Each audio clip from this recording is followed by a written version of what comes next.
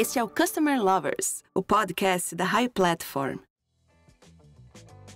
Olá, eu sou o Diego Aquino, da High Platform. Olá pessoal, sou o Leonardo, Head da High Academy, a primeira escola de Customer Experience do Brasil. Você já parou para pensar em como uma parceria com outra empresa pode trazer benefícios para o seu cliente?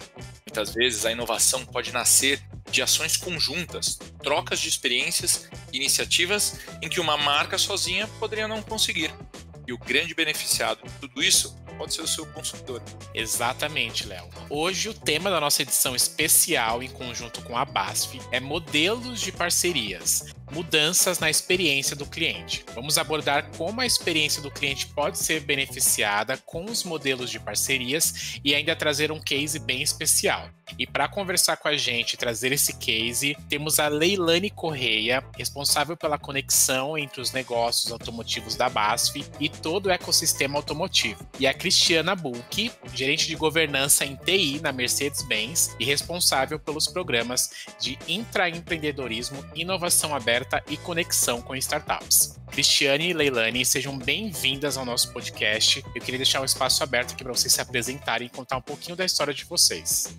Oi pessoal, obrigada Diego, obrigada Leonardo, é um prazer estar aqui com vocês, dividindo o espaço desse podcast e falando aí sobre como as parcerias podem melhorar a experiência do cliente com a BASF e com a Mercedes.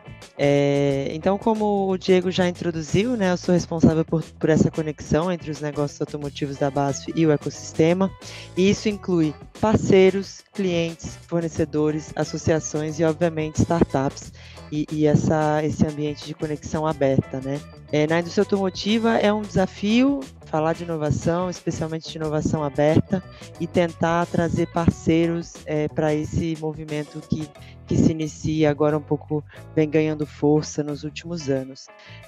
Nessa jornada, a Mercedes entrou como um grande parceiro da BASF em fazer isso acontecer, e mais do que isso, né, em introduzir essa cultura de inovação dentro do nosso ambiente automotivo um pouco conservador, né, e aí a Cris veio aqui para representar essa mudança de mindset, essa mudança cultural e o nosso movimento em prol de criar um ambiente mais colaborativo e de parceria na indústria.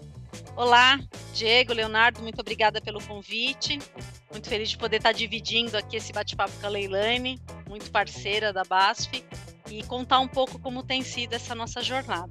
Na Mercedes eu sou gerente de TI, trabalho na parte de governança, mas divido essa responsabilidade de construir o relacionamento com o ecossistema com um grupo de pessoas onde cada vez mais vê a importância da gente ter a construção dentro do ecossistema, buscando a colaboração e a parceria tanto de grandes empresas como a BASF, como também de startups, grandes universidades que têm trabalhado conosco também, e também sou responsável por um programa de intraempreendedorismo.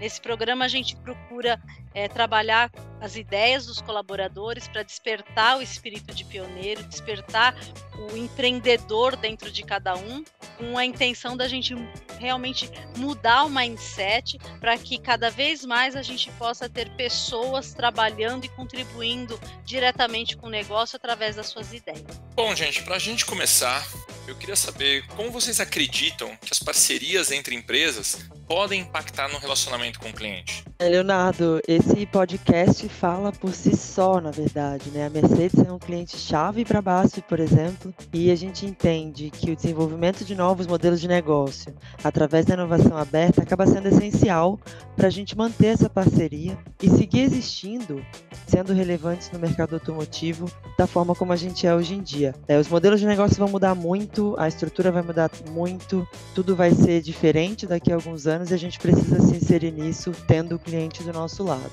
E isso que a Leilane colocou é muito importante, porque se a gente olhar, são duas empresas muito sólidas, né, e que já têm os seus negócios que prosperam e que se sustentam. A questão muito importante é quando a gente olha exatamente para o cliente, consegue enxergar qual a nova necessidade, né? Qual é essa justamente o que fala esse podcast quando a gente fala da mudança na experiência do cliente. Então, a necessidade e as oportunidades que nós conseguimos enxergar, elas estão mudando com uma agilidade muito grande. E quando a gente trabalha em parceria, a gente tem condição de desenvolver novos modelos, desenvolver formas diferentes e muito mais rápidas para poder continuar estando à frente e atendendo o cliente. E pessoal, quais cuidados devem ser tomados para não ter impactos negativos na experiência dos clientes das empresas envolvidas? Isso eu acho que é uma coisa muito legal da gente falar, porque normalmente a empolgação ela toma conta quando a gente se une e vê que a gente tem pontos em comuns e que a gente pode realmente fazer uma construção interessante com as partes, né? Mas a gente precisa estar sempre tomando um cuidado do alinhamento da expectativa quando a gente desenvolve algo em conjunto, né? Quando a gente cria e alinha essa expectativa de todas as partes, inclusive quando a gente pensa na entrega para o cliente de algo que nós estamos construindo, você gerencia melhor as possibilidades ou evita essa questão de impactos negativos. Então, acho que se eu tiver que pontuar uma coisa muito importante é essa questão do alinhamento das expectativas e da entrega que nós pretendemos fazer, pelo menos no primeiro step, para o cliente. A Cris acho que falou a parte mais importante, e aí eu acho que nesse âmbito os modelos Agile, né, os Scrum, ajudam bastante a gente a trabalhar, né? A gente tem que lembrar, e isso empresas muito grandes e muito tradicionais como BASF e Mercedes às vezes é um pouco difícil, a gente lembrar que a gente não sabe tudo, né? Se colocar num lugar de que está aprendendo com essa metodologia, de que está aprendendo a fazer enquanto faz. Isso a gente não estava nem um pouco adaptado aqui na BASF, por exemplo, mas o que mais ensinou para a gente como trabalhar e como fazer a inovação acontecer foi que o cliente tem que estar sempre envolvido, tem que sempre validar os nossos conceitos, a gente ter ciclos mais curtos, errar logo, mas errar em parceria com o cliente, para o cliente ajustar a nossa rota, sabe? Então acho que o cuidado principal que eu vejo, especialmente nas estruturas que a gente tem, como empresas imensas e multinacionais, é de validar com o cliente a cada pequeno step que a gente vai dando nos projetos e não deixar para validar com ele lá no final, para correr o risco dele falar, putz, mas não era isso que eu queria, isso não tem valor para mim. Então acho que é também não pensar só na parceria do parceiro de negócio ali que vai estar trabalhando na solução, mas também pensar na parceria com o cliente final, ele como um autor dessa solução, sabe? A Leilane coloca a questão do envolvimento do cliente, né? Então, cada vez mais, o cliente é no centro, o cliente é foco no cliente, né?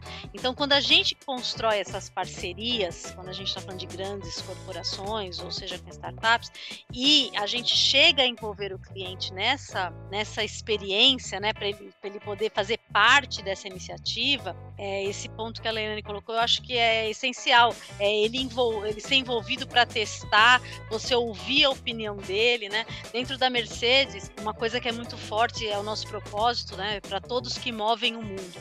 Então, quando a gente fala isso, essa frase, ela fica muito forte porque você envolve o ecossistema inteiro, né? Quando você fala todos que movem o mundo, você realmente abraça e pensa em quem é o nosso cliente, né? Então, no meu caso, que eu trabalho dentro da parte de veículos comerciais, nós estamos falando mais de caminhões e ônibus, né? Então, hoje é o passageiro, é o caminhoneiro, é o transportador, é o embarcador, é uma concessionária. Então, você tem tantas pessoas diferentes que faz parte de ser nominado cliente, né?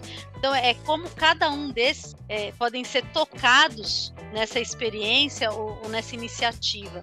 E o respeito em relação a isso, o alinhamento das expectativas, que a Leilane colocou, da gente também definir metodologias e fazer essas rodas girarem, né, nos squads o mais rápido possível para a gente poder garantir o teste e também entender que se deu errado, ok, né? Lógico que não é o erro negligente, mas o erro fazer parte do processo para você chegar no acerto.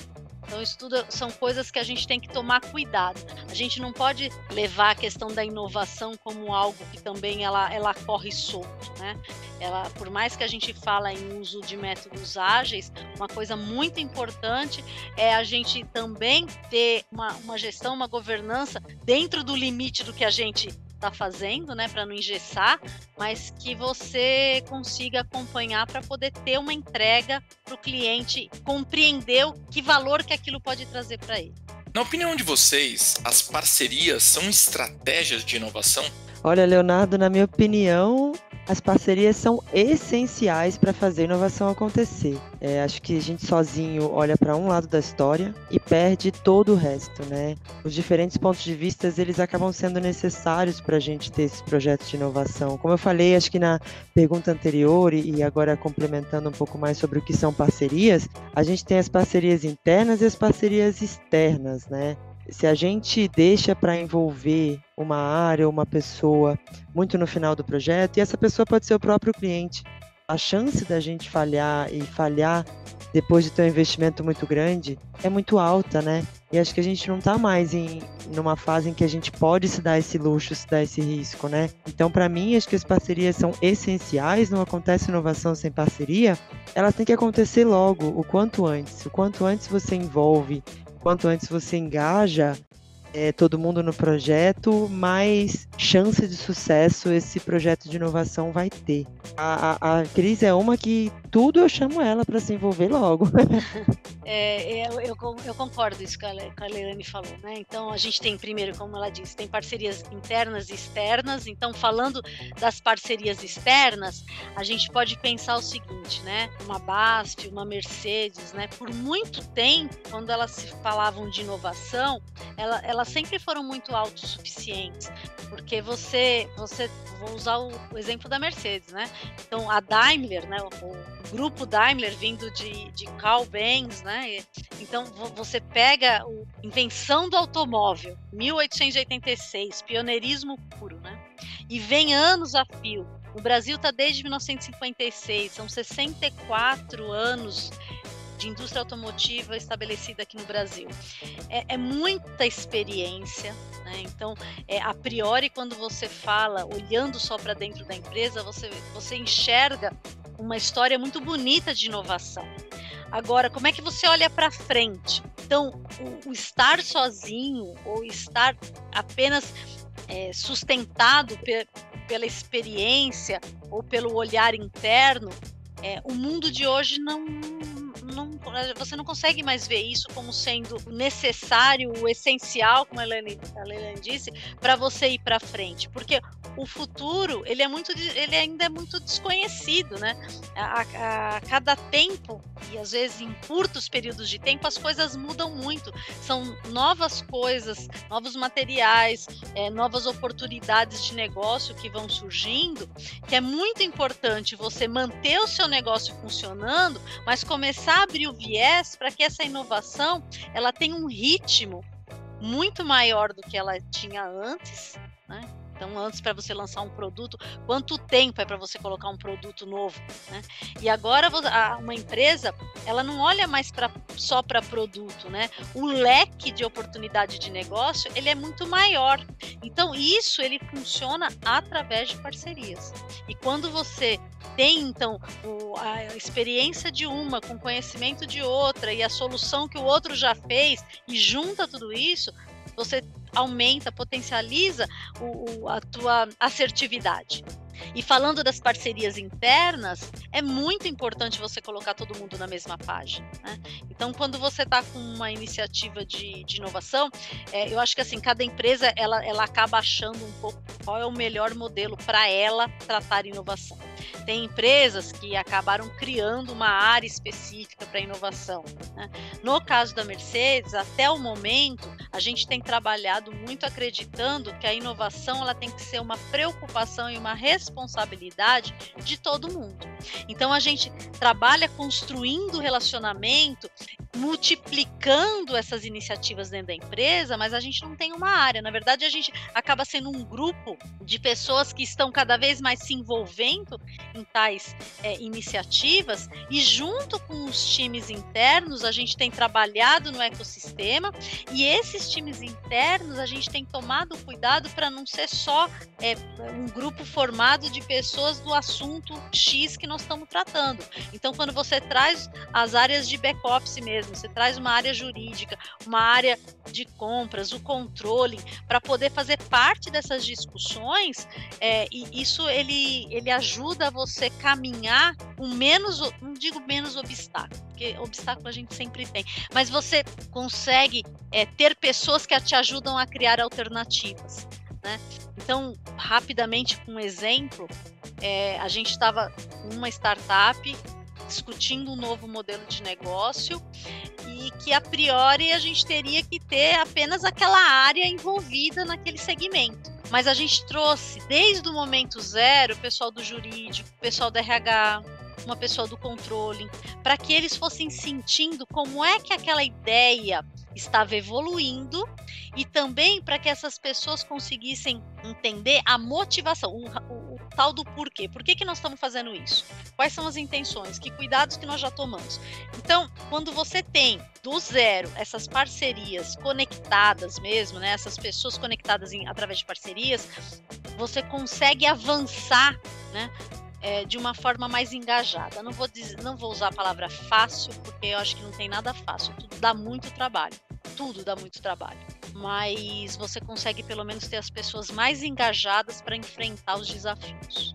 E como surgiu a parceria entre o Onono e a Mercedes-Benz? E qual o objetivo dessa parceria? Leonardo, essa eu vou passar para a Cris responder, porque não é do meu tempo, né? Eu preciso entender exatamente o que você disse com questão de não ser do seu tempo, Leilane, depois você me conta.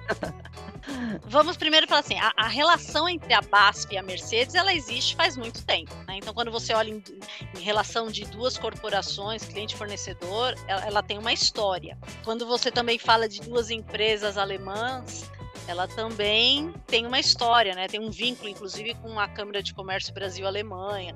Então, essa proximidade, essa aproximação, ela já existe. Agora, quando a gente vai olhar exatamente na questão da aproximação, olhando o Onono, né, e a Mercedes, e aí pelo viés da questão da inovação aberta, na verdade, foram um encontro de pessoas, né? Eu tive o prazer de conhecer a Mirella num evento e saber que o Onono existia e entender um pouco qual era a dinâmica e o objetivo. Na sequência, a gente fez um encontro do board da Mercedes-Benz no Brasil no Onono, então nós fomos muito bem recebidos pela Mirella, pelo CH, onde a gente teve a oportunidade de discutir esse tema de inovação, de transformação digital, onde os executivos falaram quais eram as estratégias, quais as iniciativas que nós estávamos desdobrando. Então, foi um encontro que eu diria assim, como um marco dessa aproximação. E daí em diante, pessoas que já tinham esse relacionamento entre BASF e Mercedes em outros temas, a gente foi se encontrando no Onono. Então, nós fizemos numa primeira leva de um encontro, mais olhando assim para benchmark mesmo. Então, o que a BASF está fazendo olhando para a inovação, que iniciativas que a BASF tem. Aí o pessoal chamou várias pessoas que são responsáveis em desdobrar essas iniciativas, e aí a Leilane já entra nessa parte desse tempo. Então, não sou tão nova assim, gente. Então, isso, né, vamos colocar em termos de data, né? Isso aconteceu do ano de 2019 para cá, essa aproximação mais forte, mais intensa com a BASF e Onono e a Mercedes nesse aspecto de inovação. E aí nós fizemos umas rodadas mesmo de conversar um pouco. O que vocês estão fazendo? Quais são os segmentos que vocês estão atuando? Que experiências vocês já tiveram? O que deu errado? O que deu certo? O que vale a pena? Aonde a gente tem um ponto em comum? Né? Então, essa conversa em 2 ou 3 rodadas nós fizemos, inclusive dentro do Onono. Uma outra vertente que a gente trabalhou também foi trazer as pessoas da empresa que estavam se conectando com as universidades, trazer as universidades também para contar um pouco a respeito disso. Então, a coisa foi se ampliando, né? Na época eu fui falar do programa de intraempreendedorismo, teve o pessoal da BASF que falou sobre a startup, veio uma startup que foi acelerada, então nós tivemos muita troca. Quando, no começo desse ano, em fevereiro, a gente convidou o time da BASF para ir na Mercedes. Nós recebemos o time da BASF bem mesclado, né, em diferentes conhecimentos e áreas, e recebemos também com o time da Mercedes bem mesclado. E fizemos, além de uma visita à fábrica, um mini workshop, onde o objetivo, e aí entra nesse objetivo da parceria, foi o que a gente pode criar juntos, como duas empresas. O que a gente consegue co-criar, e aí entrando no conceito, no propósito da Mercedes, o que a gente consegue co-criar para mover o mundo juntos? Hoje a Mercedes tem a plataforma movemosomundo.com.você, e essa plataforma é onde a gente está se conectando com esse ecossistema, e a gente de primeira se conectou com essa grande corporação que é a BASF, para a gente poder trabalhar com várias iniciativas. Então, daí em diante, hoje a gente tem oficialmente iniciativas em andamento, né, no aspecto de colaboração, de cocriação, onde pessoas das duas empresas estão trabalhando juntas para resolver um problema para mover o mundo para a mobilidade. E quais são os principais desafios para as duas empresas? Olha, são muitos, acredite. A BASF e a Mercedes são duas empresas super tradicionais, imensas, multinacionais, com uma série de processos extremamente estabelecidos e supervisão do global e etc, etc, etc. Por outro lado, pelo ponto de vista otimista, né, são duas empresas que têm muita expertise em suas áreas de atuação, né? Então, eu acho que o grande desafio é a gente conseguir potencializar essa expertise e tentar não engessar os processos nos paradigmas atuais de processo, né? Então, eu vou dar aqui um exemplo, né? O primeiro, essa startup que teve nesse evento que a Cris comentou no nono, foi a primeira startup que a gente tentou acelerar no segmento automotivo. Eu participei desse processo desde o início, eu brinquei com a Cris que não é do meu tempo, mas super é. Tá vendo? Ela se entregou. E a gente, para vocês terem uma ideia, a gente, para conseguir assinar o contrato com essa startup, demorou 601 dias. Isso é assim, inaceitável no mundo de inovação. São 2 anos que você perde no desenvolvimento, e o risco de, no final disso tudo, já ser um desenvolvimento que é obsoleto no final do dia, é muito grande, né? Então, a gente, na BASF, como uma indústria química, por exemplo, exigia que todos os fornecedores nossos tivessem ISO. Como que eu vou exigir de uma startup ter ISO, gente? Não dá para fazer isso. Então, acho que o grande desafio nosso, eu estou dando aqui exemplos de compras, né, de como contratar, como incubar uma startup, mas o grande desafio nosso, de uma maneira geral, é adaptar os nossos processos extremamente consolidados para processos ágeis e que respondam às demandas que a gente tem hoje em dia. Hoje, para vocês terem uma ideia, esses contratos são firmados em 10 dias, aproximadamente. É algo aceitável, né? Então, acho que a gente está aprendendo todos os dias, os nossos processos estão sendo melhorados continuamente, e a gente conseguiu fazer um modelo de negócio que hoje funciona. Nunca vai ser o ideal, a gente está sempre buscando melhorar mais, mas que funciona, mantém um grau de compliance bastante alto, né, que a gente não vai baixar o nosso grau de compliance e qualidade, mas que a gente consegue transitar um pouco melhor e co-criar com bastante velocidade nesse ecossistema. Essa parte de você realmente desafiar internamente para que a gente possa ter caminhos alternativos é muito importante, né? Porque quando a gente fala, poxa, a gente teve a ideia primeiro, isso não significa nada, né? Você realmente estar à frente é quando essa sua ideia vira um negócio, vira uma nota fiscal. Então, é um desafio você ver, porque assim, a gente não tem o privilégio de ter as ideias que ninguém mais está tendo. Se você começa a frequentar esses ambientes de inovação aberta, ouvir as ideias das startups, as soluções e os desafios que as outras empresas dentro dos mesmos segmentos, está todo mundo pensando e fazendo as mesmas coisas. Então, o desafio é quem chega primeiro. E para você chegar primeiro, você realmente precisa ter um caminho mais curto.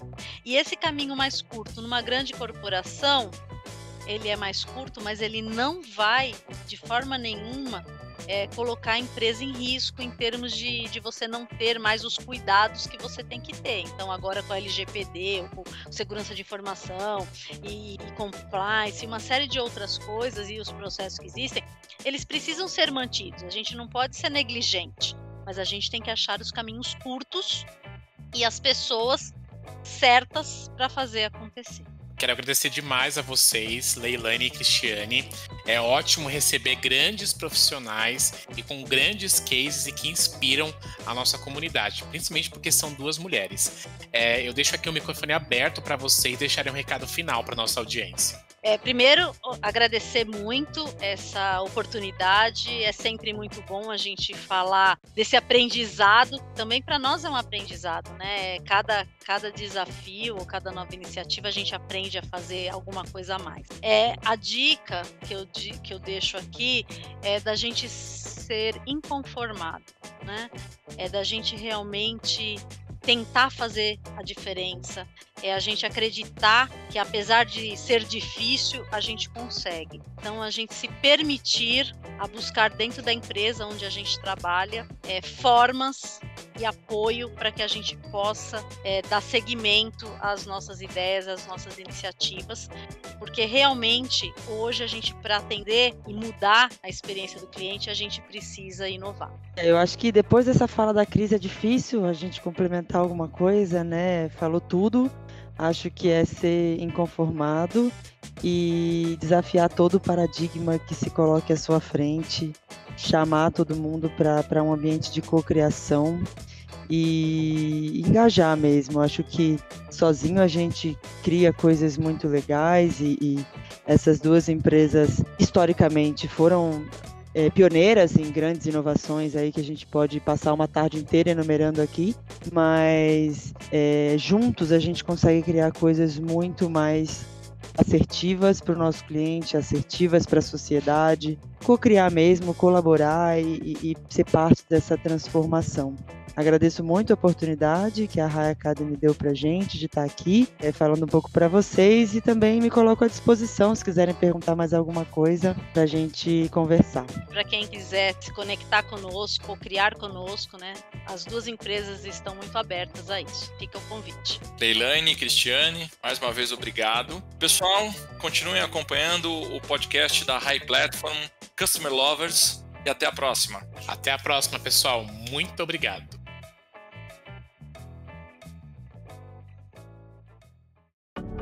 Você acabou de ouvir o Customer Lovers, o podcast da High Platform. Dá uma acessada no nosso Instagram, @HighPlatformBR, e se liga no conteúdo que rola por lá.